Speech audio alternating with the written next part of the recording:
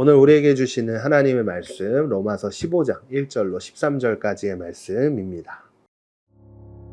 우리 강한 사람들은 마땅히 연약한 사람들의 약점을 감싸주고 자기가 기뻐하는 대로 하지 않도록 해야 합니다. 우리 각 사람은 이웃을 기쁘게 해 선을 이루고 덕을 세워야 합니다. 그리스도께서도 자기를 기쁘게 하지 않으셨습니다. 기록되기를 주를 욕하는 사람들의 그 욕이 내게 미쳤다 라고 한 것과 같습니다. 무엇이든지 이전에 기록된 것은 우리에게 교훈을 주기 위해 기록됐습니다. 이는 우리로 하여금 성경이 주는 인내와 위로로 인해 소망을 품게 하려는 것입니다. 이제 인내와 위로의 하나님께서 여러분으로 하여금 그리스도 예수를 본받아 서로 같은 뜻을 품게 하시고 한 마음과 한 입으로 하나님 곧 우리 주 예수 그리스도의 아버지께 영광을 돌릴 수 있게 해주시기를 빕니다. 그러므로 그리스도께서 하나님의 영광을 위해 우리를 받아주신 것처럼 여러분도 서로 받으십시오. 내가 말하는 것은 이것입니다. 그리스도께서는 하나님의 진실하심을 위해 할례받은 사람의 종이 되셨습니다. 이는 조상에게 주신 약속들을 확증하시고 이방 사람들도 그 긍휼하심을 받아 하나님께 영광 돌리게 하시려는 것입니다. 기록되기를 그러므로 내가 이방 사람들 가운데서 주께 찬양을 드리며 주의 이름을 찬송합니다 라고 한 것과 같습니다. 또 말하기를 이방 사람들아 주의 백성과 함께 기뻐하라 라고 했고 또 말하기를 모든 이방 사람들아 주를 찬양하며 모든 백성들아 그를 찬송하라 라고 했으며 또 이사야가 말하기를 이새의 뿌리 곧 이방 사람들을 다스리기 위해 일어나시는 이가 있으리니 이방 사람들이 그 안에 소망을 둘 것이다 라고 했습니다. 이제 소망의 하나님께서 여러분의 믿음 생활 가운데 모든 기쁨과 평강을 충만하게 하셔서 성령의 능력으로 소망이 흘러 넘치게 하시기를 빕니다.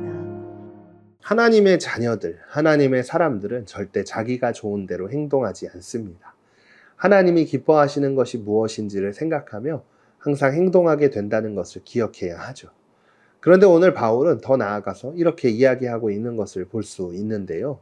우리 강한 사람들은 마땅히 연약한 사람들의 약점을 감싸주고 자기가 기뻐하는 대로 하지 않도록 해야 합니다. 약한 사람들의 약점을 감싸주고 자기가 기뻐하는 대로 하지 않는다라고 이야기하고 있죠. 오늘 말씀을 통해 바울이 이야기하는 가장 중요한 메시지는 결론부터 이야기를 한다면 남을 위한 삶을 살아가라 라는 거예요. 하나님의 자녀로서 하나님의 영광을 위하여 하나님께서 기뻐하시는 삶을 살아간다면 반드시 자기를 위한 삶이 아니라 남을 위한 삶을 살아가게 된다라는 거예요. 그렇다면 이 삶을 어떻게 살아갈 수 있을까요? 오늘 2절 말씀을 보면 우리 각 사람은 이웃을 기쁘게 해 선을 이루고 덕을 세워야 합니다. 오늘 바울은 남을 위해서 삶을 살아가는 것에 대해 이웃을 기쁘게 하고 선을 이루며 덕을 세우는 것이라고 세 가지로 정리해서 이야기하고 있죠.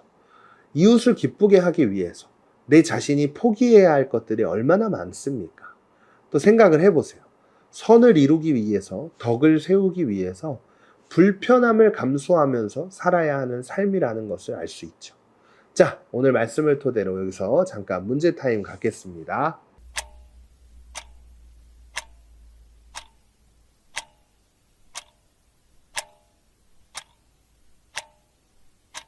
자, 다시 말씀으로 돌아와서 이 삶이 쉽다고 생각하는 사람은 아무도 없을 거예요.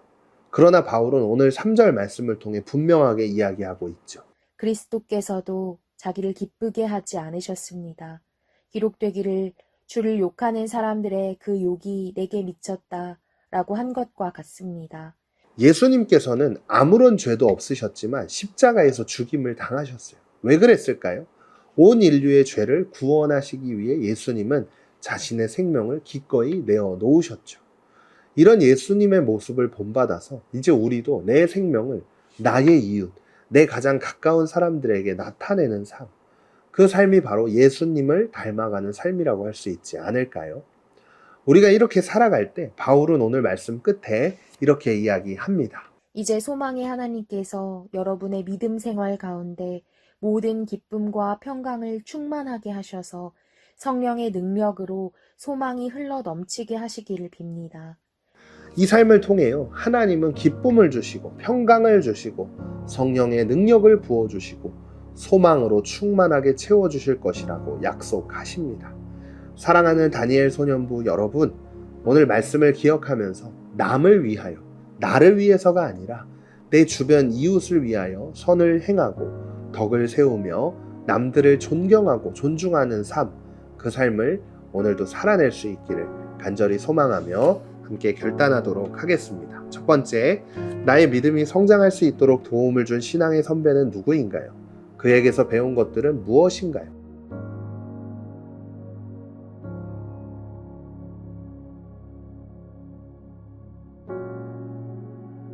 두 번째, 주변에 마음이 힘들거나 믿음이 흔들리는 친구가 있다면 믿음의 동역자로서 내가 해줄 수 있는 일이 무엇일까요?